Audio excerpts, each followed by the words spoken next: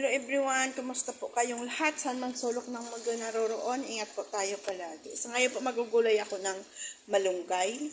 Lalagyan ko ho ng langka. Ito pong langka, kaya ho ito maitim dahil po naka-prinosen ko po yan. At saka ang ishog natin yung laman loob ng baboy. Ito yung gata natin. So lalagyan ulit natin ng alamang. Ito po is naka-frozen din. Ayan po. So, kaya na yung bawang, sibuyas, luya natin. Nilagay ko na yung sili. So, ginagsagisa ko muna po kasi po yung gata natin ang gagamitin. Yung gata is hindi natural yung magic coconut milk powder. Ilagay na natin yung sahog natin.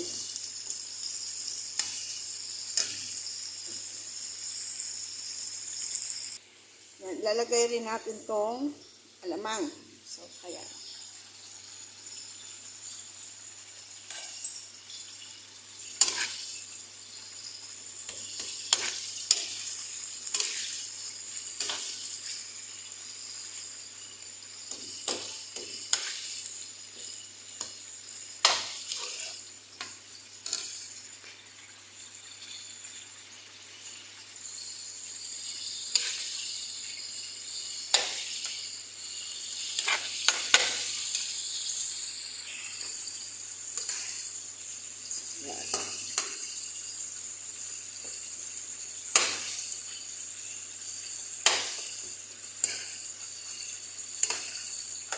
Mas maganda yung mayroon tayo nakakaprose na mga pagkain Pinoy.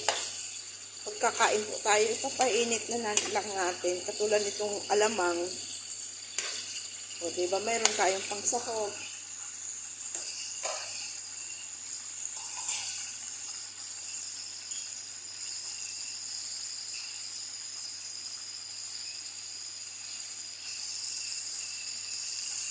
Ito ba natin?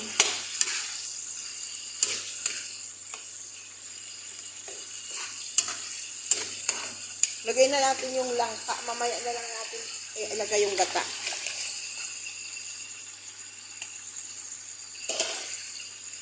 Para ho, maano na yung langka natin.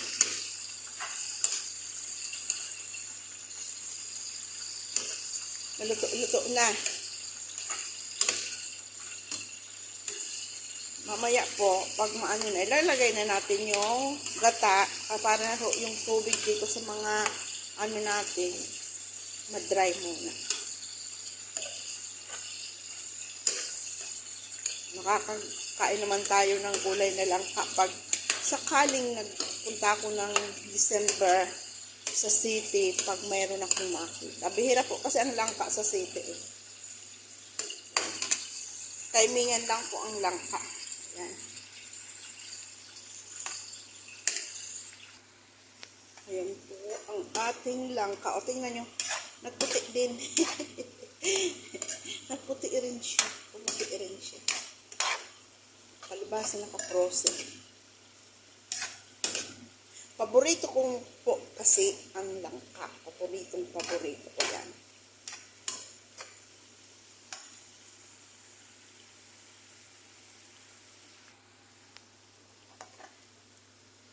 So, ayan. Lagay na po natin yung gata natin.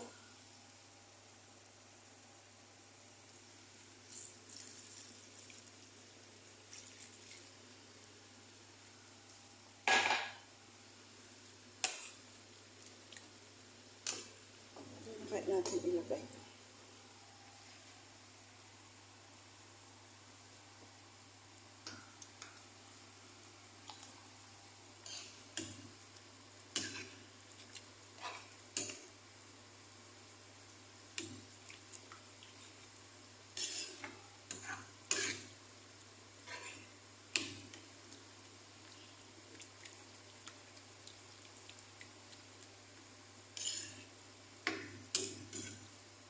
Minuti na o kanina ating palibasa na ano na. Ganun pala yun.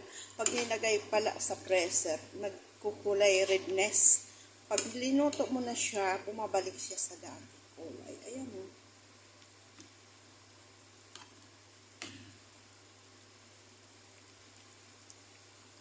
Ang sahog po natin dyan, yung alamang at saka laman loob ng baka.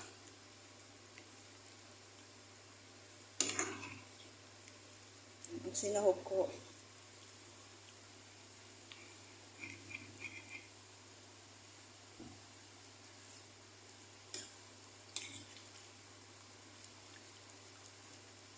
Matabang pa siya. Lagyan natin ng asin. Tansyahin na lang natin. At saka lagyan na natin ng bitsin.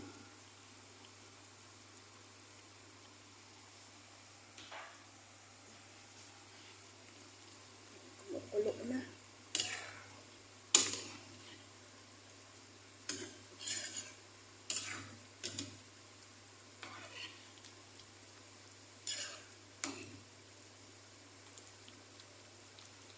Malapit na po yan kasi maano na rin yung langka natin. Malapit na rin. Kasi yung langka natin, inuna muna natin. Pinakuluan ko muna sa tubig. Niluto muna sa tubig bago ko linagyang gata. Kasi po nga, yung gata natin is not fresh. Pero po, compressed. Hindi ko ho igigisa ito.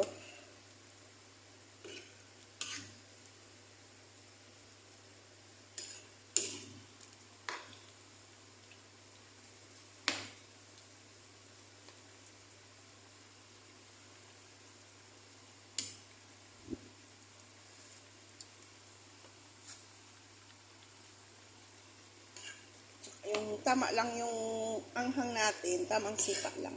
Ayaw ko po kasi sa gulay yung masyadong maanghang. Gusto ko ho yung lasa.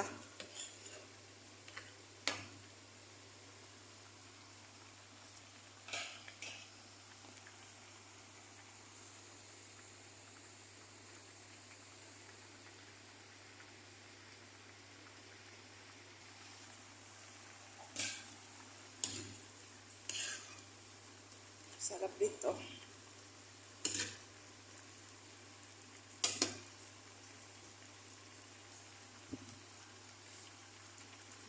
Yung langka kasi natin, hindi siya yung katulad yung nabili ko nung isang bilis lutuin, malambot.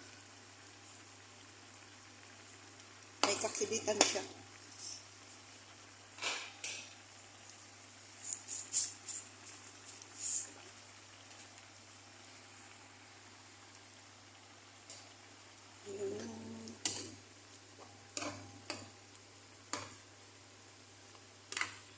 Gusto ko ho yung may sabaw-sabaw siya para maisabaw sa kanin. Kaya po yan masabaw.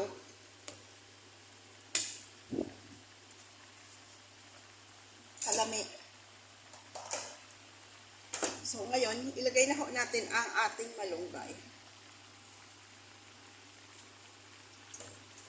Kasi natin to kaysa masira, ilalagay ko na lang po sa freezer. At least ho, luto na siya. Hindi na siya masisira. Naka-freezer na. Tapos pag gusto ko ho, papainitin na lang.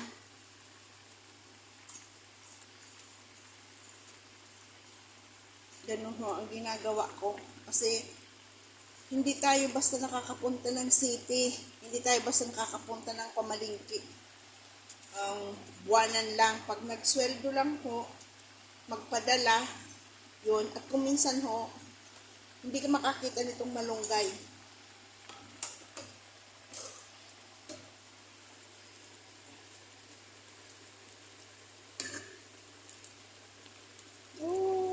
Sarap nito.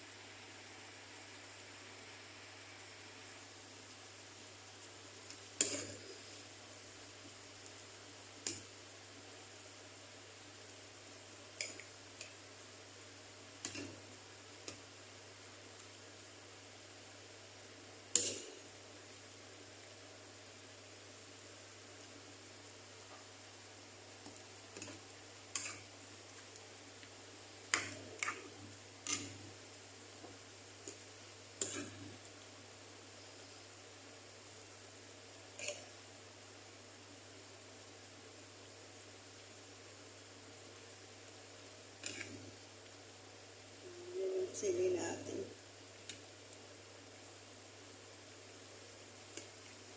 Dinurog ko ho yung isang sili. Kasi ho, yung alamang natin, mayroon din ho yung sili. So,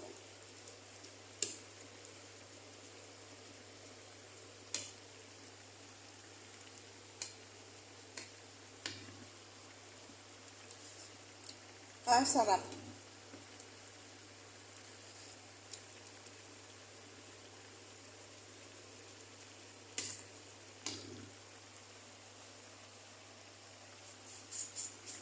Ibang konti.